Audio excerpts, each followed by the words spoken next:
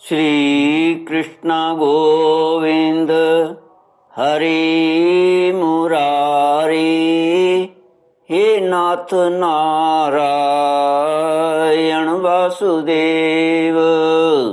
श्री कृष्ण गोविंद हरि मुरारी, हे नाथ नारायण वासुदेव। ओम नमो भगवते वासुदेवाय। ओम नमो भगवते वासुदेवाय। कृष्णाय वासुदेवाय हरये परमात्मने प्रणत क्लेशनाशाय गोविंदाय नमो नमः। सच्चिदानंद रूपाय विश्वोत्पत्त्यादि हेतवे तापत्रय विनाशाय श्री कृष्णाय वयं नमः। सच्चित आनंद स्वरूप परमात्मा जो सृष्टि के उत्पत्ति पालन और संहार करता है तथा जीवों के आध्यात्मिक आदि दैविक आदि भौतिक तापों को नष्ट करने वाले हैं, अर्थात जीवों के मानसिक शारीरिक और भौतिक दुखों को दूर करने वाले हैं, उन श्री कृष्ण भगवान को हम नमस्कार करते हैं। श्री कृष्ण गोविंद हरि मुरारे, हे नाथ नारायण वासुदेव। श्रीमद् भागवत दसम स्कंध चतुर्शीतितमोऽध्यायः। श्लोक 27 से 84वां अध्याय 27 श्लोक से आगे। श्री शुक उवाच इत्यनुज्ञाप्य दाशार्हम् धृतराष्ट्रं युधिष्ठिरं राजर्षे स्वाश्रमान् गन्तुं मुनयो दधिरे मनः। तद्वीक्ष्य तानुपव्रज्य वसुदेवो महायशः प्रणम्य चोपसंहृगृह्य बभाषेदं सुनियंत्रितः। श्री सुखदेव जी कहते हैं, राजर्षि भगवान की इस प्रकार स्तुति करके और उनसे राजा धृतराष्ट्र से तथा धर्मराज युधिष्ठिर जी से अनुमति लेकर उन लोगों ने अपने अपने आश्रम पर जाने का विचार किया। परम यशस्वी वसुदेव जी उनका जाने का विचार देखकर उनके पास आए और उन्हें प्रणाम किया और उनके चरण पकड़कर बड़ी नम्रता से निवेदन करने लगे। श्री सुखदेव जी ने कहा, ऋषियों, आप लोग सर्वदेव स्वरूप हैं, मैं आप लोगों को नमस्कार करता हूँ। आप लोग कृपा करके मेरी एक प्रार्थना सुन लीजिए। वह यह कि जिन कर्मों के अनुष्ठान से कर्मों और कर्म वासनाओं का आत्यंतिक नाश मोक्ष हो जाए, उनका आप मुझे उपदेश कीजिए। नारद जी ने कहा, ऋषियों, यह कोई आश्चर्य की बात नहीं है कि वसुदेव जी श्री कृष्ण को अपना बालक समझकर शुद्ध जिज्ञासा के भाव से अपने कल्याण का साधन हम लोगों से पूछ रहे हैं। संसार में बहुत पास रहना मनुष्यों के अनादर का कारण हुआ करता है। देखते हैं, गंगा तट पर रहने वाला पुरुष गंगा जल छोड़कर अपनी शुद्धि के लिए दूसरे तीर्थ में जाता है। श्री कृष्ण की अनुभूति समय के फिर से होने वाली जगत की सृष्टि स्थिति और प्रलय से मिटने वाली नहीं है। वह स्वतः किसी दूसरे निमित्त से, गुणों से और किसी से भी क्षीण नहीं होती। उनका ज्ञानमय स्वरूप अविद्या, राग, द्वेष आदि क्लेश, पुण्य पापमय कर्म, सुख दुख आदि कर्म फल तथा सत्व आदि गुणों के प्रवाह से खंडित नहीं है। वे स्वयं अद्वितीय परमात्मा हैं। जब वे अपने को अपनी ही शक्तियों प्राण आदि से ढक लेते हैं तब मूर्ख लोग ऐसा समझते हैं कि वे ढक गए हैं, जैसे बादल कोहरा या ग्रहण के द्वारा अपने नेत्रों के ढक जाने पर सूर्य को ढका हुआ मान लेते हैं। परीक्षित, इसके बाद ऋषियों ने भगवान श्री कृष्ण, बलराम जी और अन्य राजाओं के सामने ही वसुदेव जी को संबोधित करके कहा, कर्मों के द्वारा कर्म वासनाओं और कर्म फलों का आत्यंतिक नाश करने का सबसे अच्छा उपाय यह है कि यज्ञ के द्वारा समस्त यज्ञों के अधिपति भगवान श्री कृष्ण की श्रद्धा पूर्वक आराधना करे। श्री कृष्ण गोविंद हरे मुरारे, हे नाथ नारायण वासुदेव। त्रिकालदर्शी ज्ञानियों ने शास्त्र दृष्टि से यही चित्त की शांति का उपाय, सुगम मोक्ष साधन और चित्त में आनंद का उल्लास करने वाला धर्म बतलाया है।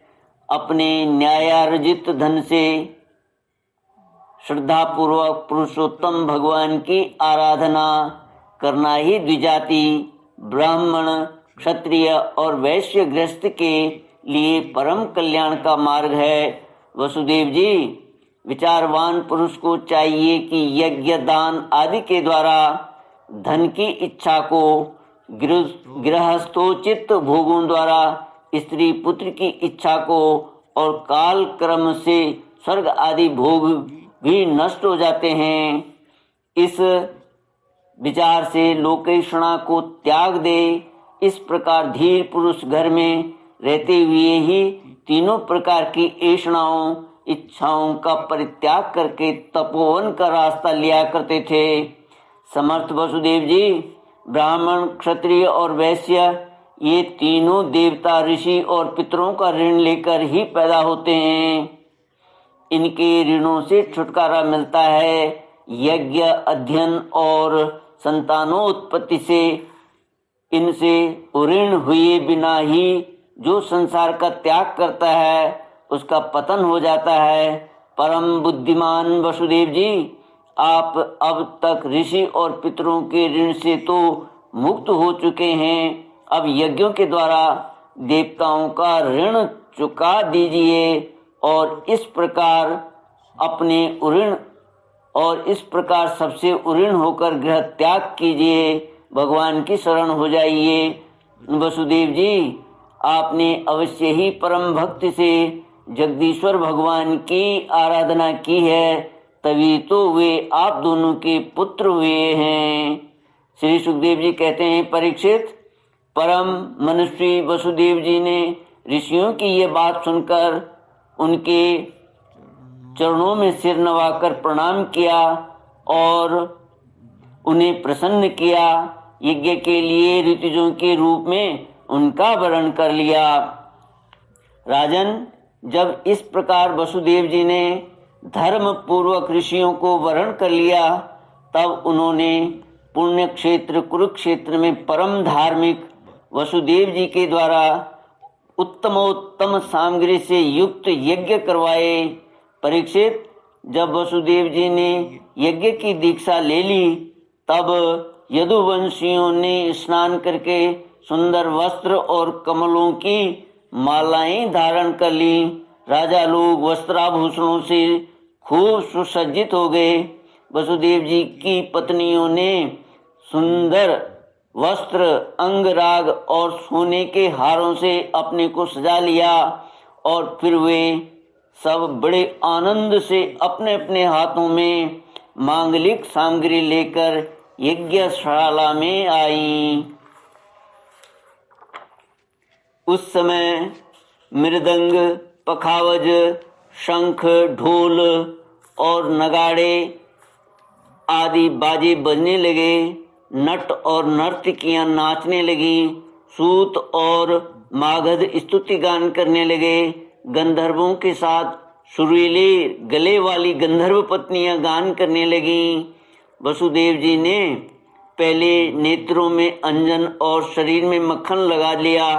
फिर उनकी देवकी आदि 18 पत्नियों के साथ उन्हें ऋतुजों ने महाभिषेक की विधि से वैसे ही अभिषेक कराया जिस प्रकार प्राचीन काल में नक्षत्रों के साथ चंद्रमा का अभिषेक हुआ था।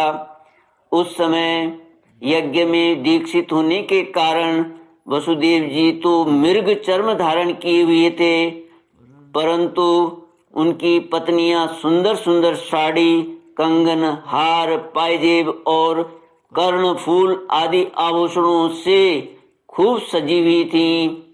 वे अपनी पत्नियों के साथ भली भांति शोभायमान हुए।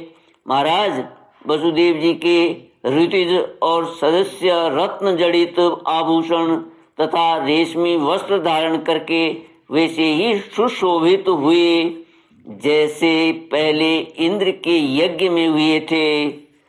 उस समय भगवान श्री कृष्ण और बलराम जी अपने अपने भाई, बंधु और स्त्री पुत्रों के साथ इस प्रकार शोभायमान हुए जैसे अपनी शक्तियों के साथ समस्त जीवों के ईश्वर स्वयं भगवान, समस्त जीवों के अभिमानी श्री संकर्षण तथा अपने विशुद्ध नारायण स्वरूप में शोभायमान होते हैं। श्री कृष्ण गोविंद हरे मुरारी, हे नाथ नारायण वासुदेव।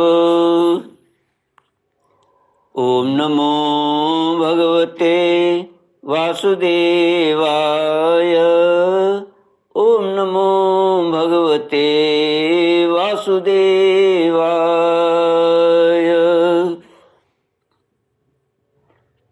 ओम पूर्णमदः पूर्णमिदं पूर्णात् पूर्णमुदच्यते पूर्णस्य पूर्णमादाय पूर्णमेवावशिष्यते। ओम शांति शांति शांति। हरि ओम। श्री गुरुभ्यो